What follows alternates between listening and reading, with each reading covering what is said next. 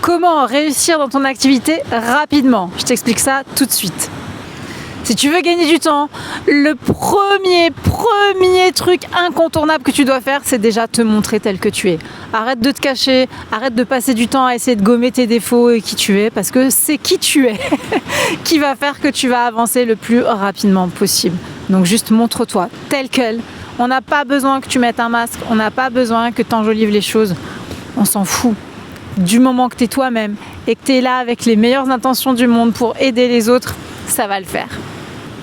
Le deuxième secret pour aller rapidement pouvoir vivre de ton activité, c'est d'être patient.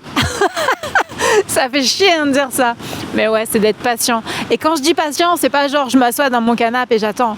C'est d'être déterminé et à chaque fois de faire des actions, de te mettre un petit peu hors zone de confort et chaque jour de faire un truc différent qui t'amène à croître, à évoluer et à faire évoluer ton activité, à faire à ce qu'elle marche de mieux en mieux. Parce que ceux qui vont te promettre de réussir en 2 semaines ou en 2 mois, bullshit, ça marche pas. C'est pas comme ça que ça fonctionne.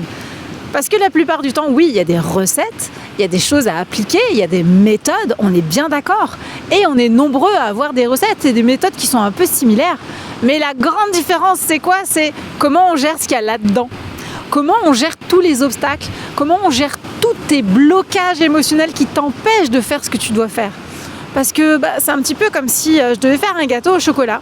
On m'a filé une recette, mais moi j'en ai jamais fait et j'ai très peur de le rater et j'ai peur d'être jugée.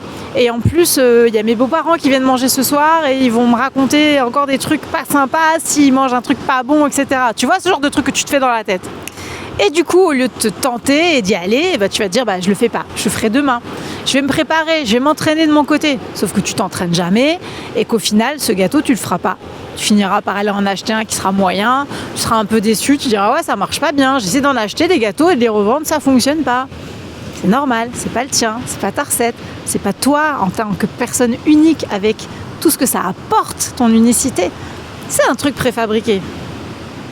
Alors ouais, j'en reviens à mon premier point. Ne perds pas ton temps à essayer d'être quelqu'un d'autre. Ne perds pas ton temps à essayer de te montrer différent de ce que t'es. T'as des complexes, t'as des défauts. Ouais, tu sais quoi? C'est une très très bonne nouvelle, c'est que t'es humain. Donc jusque là, rien d'anormal. T'es comme tout le monde. Et tous ceux que tu vois, que ce soit sur les réseaux, que ce soit dans la vraie vie, ils sont comme toi. Ils ont ces pensées-là aussi. Après, la différence qui va se passer, ça va être ceux qui ont peur et qui vont quand même, et ceux qui ont peur et qui font rien. Donc, tu veux être dans quel team? Tu me dis, tu vas ou tu vas pas?